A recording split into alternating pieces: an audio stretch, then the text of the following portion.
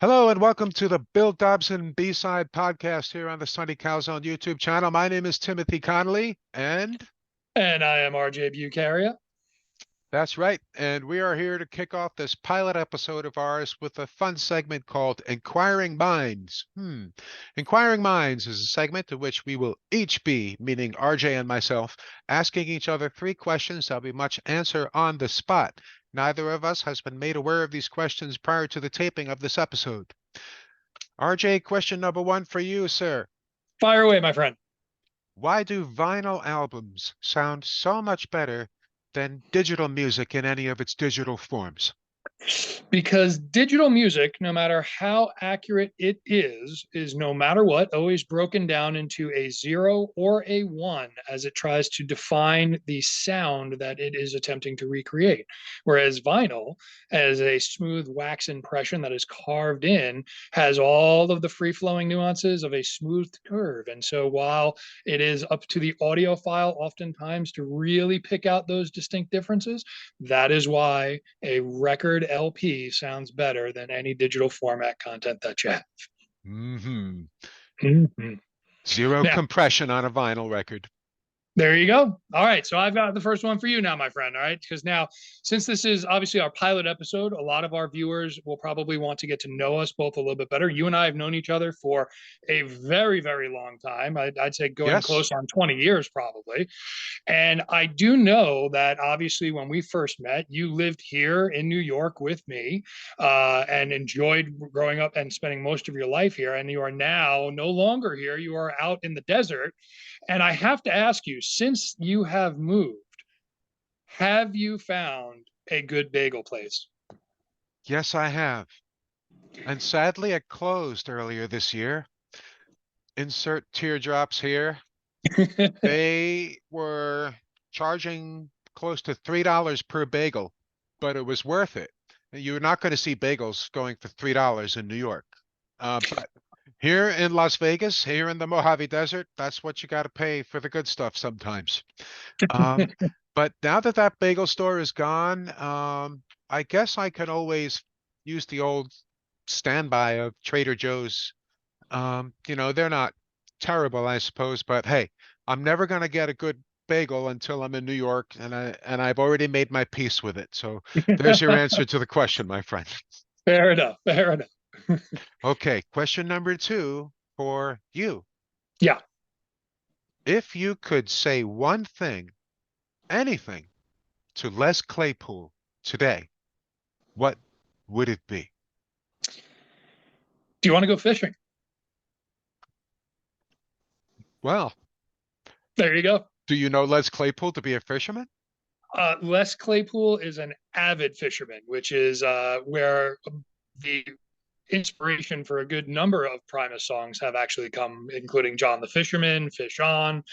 You see it appear throughout their repertoire. And yes, you often will see, notes from him and videos from him. He very much is a avid fisher and enjoys casting a line on his downtime. Remarkable. Never knew that. Well, that's Indeed. my second question for you, and a very good answer from you. Thank you. No, well, thank you. And it's actually funny because my second question for you is almost in a similar vein with a slight twist to it. My question to you would be if you had the opportunity to spend an afternoon with any musician from any time, who would you want to spend your afternoon with and why? Well, it would be Les Claypool because I'm in the mood to go fishing. And you knew I was going to say that. Fair enough. Well done. I mean, yeah, that's my honest answer right now in this moment, of course. So there you have it. And now here comes my final question for you. All right. What is the best concert venue in the world? The best concert venue in the world. Please tell me. I don't know that I can actually answer that because it really it does depend a little bit on What's the who you're going criteria to that see. determines best? I know. Right. Well, not only that, but also who are you going to see, and what content you want to see it in, right? Because there are certain shows that I would love to be in an outdoor space like Red Rock. There are other spaces that I would want to be in. If you remember back in the day, a place like L'Amour's to go see Life of Agony. Back in the day, the Of tiny club. course. Well, of So course you I would think, want those things. I mean, we all want those things, and it's nice to yeah, want things, but I you must I think. answer the question. All right, you must have a favorite venue. All right, so the best venue to see a concert in, I would have to say, would have been CBGB's. Wow. Okay. Very interesting choice. Now I have to follow that up with a sub question. The Sure. sub question is why? Because CBGB's was a venue that anyone who had the privilege of attending a show at will attest to, that you could see almost anyone in that venue as a performer, as an attendee, and just the atmosphere that percolated through that space when you were there for a show, unmatched. Very good, folks. Well, there's your answer. CBGB's is the best concert venue in the world, or was, but in a way still is. There you go. And now it's time for our next segment, Untold History in Music. Today in Untold History in Music, we're going to be taking a look at a particular instrument that comes And what from the instrument is that? 17th century. Well, in the late 17th century, an instrument was invented called the clarinet. Now, Okay. RJ, it is generally agreed, based on a statement from the year 1730 by Mr. J.G. Doppelmayr in his Historische Nachricht von den numerischen Mathematisches und Kustern, I applaud you for getting through that, by the way. that Johann Christoph Denner invented the clarinet sometime after 1698 by modifying the chalumeau. Now, it is not known exactly when the clarinet was invented. Doesn't that strike you as strange? I would very much say that that's strange because, listen, the clarinet is one of those instruments that, similar to Robert Johnson discovering the ability to be an amazing guitar player, has a myriad of mystery and nuance and lore surrounding it.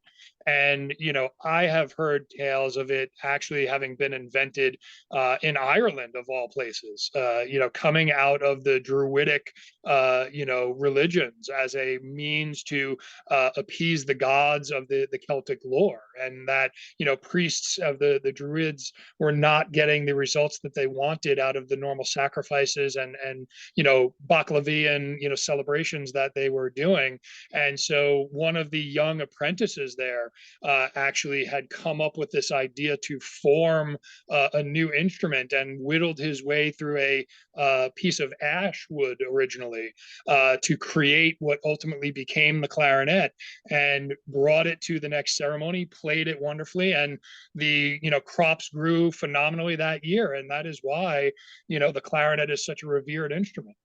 I see. And isn't it amazing to think that when the clarinet was brand new and had all these wonderful symphonies and concertos being written for it by prominent composers, that the clarinet, for a time, was all the rage?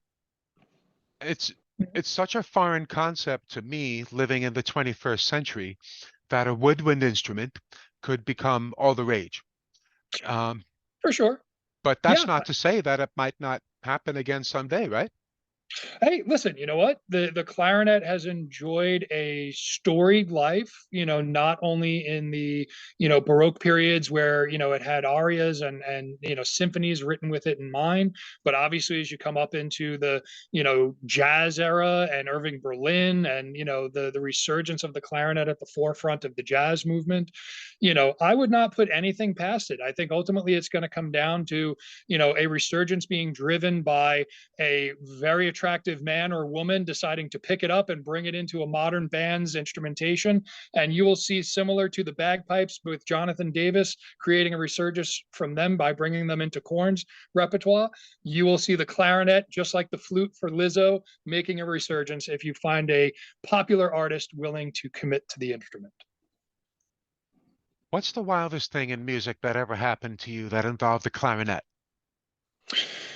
The wildest thing that's ever happened to me in music that's involved a clarinet. I once tried out for an off-Broadway show in my late teens. I was about 17 years old on my alto sax. And the tryout for this happened to be in Queens in the basement of a rather shady looking elementary school style building where I literally had to go down into the Freddy's, basement, burner room Ooh, uh, with a dear friend of mine, Dan Robbins, who I'm sure you probably know from over the years, who was a drummer, and I was on my alto sax, and we went down to go audition for this play called The Ghost Sonata. And the individual that we were auditioning in front of happened to be a clarinet player. And as a part of our auditions, we not only had to play some performed and sight read music, but then at one moment, this gentleman turned around and simply said to us, "The three of us are going to try something together." And I said, "Okay." And he said, "I want you to play pain and loss." And we then proceeded to embark on a 20-minute, completely improvised musical session between clarinet, alto sax, and percussion E of the minor. instrumentation in E minor of the emotion of loss and pain. Mhm. So that is probably the weirdest thing that's ever happened to me musically involving the clarinet. That is weird. This Yeah. is certainly weirder than mine. The weirdest thing for me was listening to Eddie Van Halen's dad play clarinet on Diver Down during the Big Bad Bill of Sweet William Now song. That is a big, that was I don't even know how to describe that. That was strange, weird, threw me for a loop, knocked me out of my chair, all of that. But so the In a clarinet, good way, though. folks. There you go. Yep. And he could play. And well, I can hardly believe this, RJ, but this is what with this being our pilot episode and all, we're Yeah. receiving listener mail here already. Are you Um, kidding me? I, I'm serious. I All think we right. better respond to some of these. All right. So tell me, what are the listeners inquiring of us? Well, let's see. Let's just take, wow, there's a bunch here. Okay, let's just take this one and maybe one other one. Okay. All right, this one comes from Steve Curious of Baton Rouge, Louisiana. Hi, Steve. And How Steve are you, Steve? writes in, someone really stole a pair of underpants from the Brussels Underpants Museum in 2014, and it happened to also be a pair of underwear which was donated to the museum by the mayor of Brussels. Okay, well, thank you, Steve. I'm very glad to see you writing these kinds of letters to RJ and myself, knowing full well that we are, of course, experts when it comes to underpants. My Absolutely. my own expertise in that category is unmatched, and RJ's is unrivaled. So you've certainly come to the right place. The answer to your question, Steve, is yes. According to police reports, someone did really steal a pair of underpants from the Brussels Underpants Museum in 2014, and it also happened to be a pair of underpants that was donated to the museum by the mayor of Brussels. I'm very glad we had the opportunity to answer that question for you, That's and amazing. I'm afraid we don't have any other details regarding the police investigation or if it's even ongoing. But If they thanks ever again for did writing catch the in. guy, well, if they ever did catch the guy, I would want to know if he stole the underwear because it was from the mayor, or if he just randomly wanted to steal a pair of underwear from the underwear museum in Brussels. That's a good question. And you know what? I wouldn't be surprised if it happened if it was the mayor himself who stole the underwear, just He in an wanted it effort back. to, because he wanted some extra, some extra publicity for himself. There you go. Uh, hey, listen, you don't get to be mayor unless you have enough votes, right? So, I guess so. maybe he wanted people to feel sorry for him or something. I don't know. Who knows? Anyway, thank you, Steve. Cool letter. And let's see, what's this other one we have here? This one says, British fishermen. Well, first of all, this letter is from Rex Force in Longmont, Colorado. Hey, Rex. And this letter says British fishermen really work 17 times harder than they did in the 1880s to catch the same number of fish today. Hmm. Um, RJ, why How don't do you you answer this one? quantify? How do you quantify that? Is my question, right? Do they literally have like a person on the fishing trawlers of modern British fleets with a chalkboard, taking time down to see how much work goes into catching 100 fish? I guess they must, right? Because where else are they getting this 17 times figure from? I mean, if they were to tell me 3 times as hard, I can believe that. But if you're going to tell me 17 times as hard, well, good luck with proving this. But I have seen it reported just by doing a fast peek around on the internet here right now that this is indeed a fact. Now, why it's a fact Okay. and how it was determined to be a fact, I have no idea. Well, Um, then God bless the British fishermen who work 17 times harder for the same amount of results. Then yes, that's right. Hats off to these hardworking men and women who go out there and catch the fish in Britain. there you go. Uh, there we go. Thank you very much for writing in, Steve, and you too, Rex. And anytime all you other listeners or viewers out there want to send us your own listener mail, please do. You can send it to sunnycalzone@gmail.com or drop us a line here in the comments below here on YouTube. And of course, we'll do our best to get to each and every comment or question or complaint or what have you as soon as we can. Now then, up next we have a segment called The Wildest Whatever. And for this segment today, we're going to each be talking about one of the wildest things that each of us, meaning RJ and myself, each witnessed at a live concert. Now, this could be something that we witnessed on stage, maybe something that we witnessed backstage, something that we witnessed in the crowd, in the parking lot, wherever, whatever. This is the wildest whatever.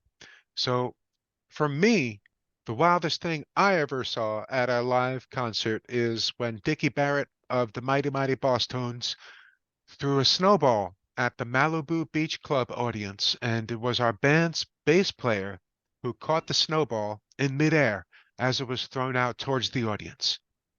That was one of the wildest, at least Nice. one of the wildest that I can tell you about. And okay, RJ, why don't you tell us one of your It, wildest things? it's funny because yes, you're absolutely right. The wildest ones that we can tell. And Right, interestingly right, right. enough, my story actually takes place at Malibu as well. Does it? Um, I happened to be there with a number of my friends for a Life of Agony show back in the day. Were And we you? were there hanging out, having a grand old time. The opening band had gone on. They were great. I can't remember who it was, but they were a really great band. We enjoyed them. And in between bands, as is always the case, everybody's hanging out, having a good old time. They had the, music blasting over on the PA. And they had a Pantera track come on over the PA, which got everybody excited because we were getting closer and closer to Life of Agony coming on stage. So, of course, the crowd had started to kind of build back up again to the front of the stage. And when Pantera came on, of course, the music got everybody energized and everybody started moshing and getting crazy. And a dear friend of mine, Mr. John Manzi, happened to I be know that in the guy. mosh pit. You know that guy, happened to be in the mosh pit. And all of a sudden, I look over and he takes an elbow to the bottom of his jaw, Oh no. cracks the entirety of his teeth, No. and proceeds to have to leave the mosh pit, go back over to the bar, drowned himself in about 5 or 10 gin and tonics, and basically watched the Life of Agony show from the sidelines that day because he got broken in the pre-show mosh pit. And he was, as they say, in agony. There you Man, go. There you go. wow. Those were some wild things right there. Okay, now moving on to our next segment called Deep Cuts. RJ and I are both gonna pull out a deep cut, just an obscure song that our listeners may or may not know, or may or not know as well as they think they know them. There you go. And one such deep cut for me that I'm going to throw out there today for the listeners is Old Dirt Road by John Lennon. It is a 1974 song from his Walls and Bridges LP. And I happen to think it's the most beautiful of all of the solo work done by the Beatles during the 1970s. And it's a very nice, beautiful, wistful ballad that includes the song lyric, trying to shovel smoke with a pitchfork in the wind. Nice. Everyone who hasn't heard the old Dirt Road song should really go and give it a listen. Not only does it feature some wonderful singing by John and piano playing as well, but it also has some of the most beautiful guitar playing, electric guitar playing by an American Indian that I've ever heard in my life. Rock and Roll Hall of Famer Jesse Ed Davis, rest in peace. You can hear good old Jesse Ed playing electric guitar on the old Dirt Road track, and it's his guitar playing on this track that really elevates the song to an entirely other atmosphere. For me, it just becomes even more than music. Find it, listen to it, love it, make it part of your playlist on a regular basis, and you'll thank me for it later. Or just do what I do and thank John. There you go. RJ, There you give us go. a deep cut, man. So I think the deep cut on my side today comes out of the world of the amazing Mike Patton. And Mike Patton is a guy that is probably most well known from his band Faith No More. Faith Mr. No More had Bungle. a number of hits, and yes, absolutely. One of the other bands that he is also well known for is Mr. Bungle, which was a band that he was in prior to being asked to come join Faith No More, and a band that he has gone back to several times over the years, including I believe they're out on the road right now, doing some touring. But Mike is one of those creative powerhouses that likes to be in a multitude of situations creatively. And one of the other multitude of wonderful projects that he has been in is a group called Tomahawk. And not very many people probably are aware of Tomahawk. They are a phenomenal rock outfit and similar to a lot of the stuff that Mike Patton has done throughout his bands. It's a great rock group, a lot of good changes, a lot of good feeling and emotion inside of the music. And the track that I would actually suggest as a deep cut for you of the deep cut of a band already is a track called Bird Song. And it is absolutely an amazing track that combines an amazing riff, an amazing amount of creativity within the song structure and the chord progressions that is still easily digestible. Because one of the things that can often happen with truly brilliant musicians is you wind up being stuck down into kind of a math rock, prog rock kind of rabbit hole that unless you're a musician you kind of Math lose rock, yourself. yeah. Yeah, but this is something that is extremely inventive but digestible for the average individual who is a fan of music and likes to explore the genre of rock and the genre of music that moves you. And so there is my deep cut for the day. Bird Song by Tomahawk. There you have it, folks. And this brings us to our next and final segment for the episode. Where has the time gone? This segment is called The Wish List. RJ and I will be talking about things that we really want to see. Well, RJ, you know me, and you've heard me talk about this a couple of times already. What I really want to see is a proper tribute concert saluting guitar hero Edward Van Halen. I have no idea when this is supposed to happen.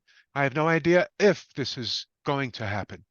I wish it would happen, and I wish that it doesn't take too much longer to happen because how much, how much longer are we going to have Dave and Sammy and Michael and Alex and well, we'll True. probably have Wolfgang for a while, but Yeah. we got to get this, man. Do you think I'm crazy for wanting something like this? No, I don't think you're crazy at all, especially when, you had the unfortunate, bit of insider context that, just prior to his death, it was rumored that Eddie had wanted to do a reunion tour with Michael on bass, coming in and doing, a full on, reunion of the group. And similar to, the wonderful tributes that are now being paid to Pantera and to Dimebag and to Vinny. Eddie is certainly somebody who, within the pantheon of guitar players and influential musicians, absolutely deserves a proper homage by the musical community. And I am very surprised that it hasn't happened yet, for sure. I am so surprised. And but as they say, life is full of surprises, right? So Yeah. what's your big wish, my friend? My big wish would be I would love to see Dream Theater bring Mike Portnoy back on drums I'd love to see that too. and go out on tour without Mr. LeBray and do a fully instrumental 2 hour set on tour. That W- would be an amazing wish come true for me. Wow. Yeah, that would be something. Yeah. I can still scarcely believe that Portnoy is no longer a part of that project. I mean, I know it's been years. I know Yeah. that. But Yeah. you know, he was just he was such an integral part of Dream Theater from top to bottom, and how they've been able to even continue to keep going without him has been somewhat of a mystery to me. No disrespect to anyone filling the big shoes of Portnoy playing drums for Yeah. that band. I mean, it's not easy. But I feel you on that, and I think it's time for them to do that. For the same Yeah. reason that it's time to have an Eddie Van Halen tribute concert of some sort. You know, how much longer? How much longer do we have? How many more chances will there be? Um, I would love to see them do that. That's a great wish, bro. There you go. So listen to all the viewers and listeners out there, start your letter writing campaigns and let's get these things to go. That's right. We are ready to receive listener mail from all you folks out there.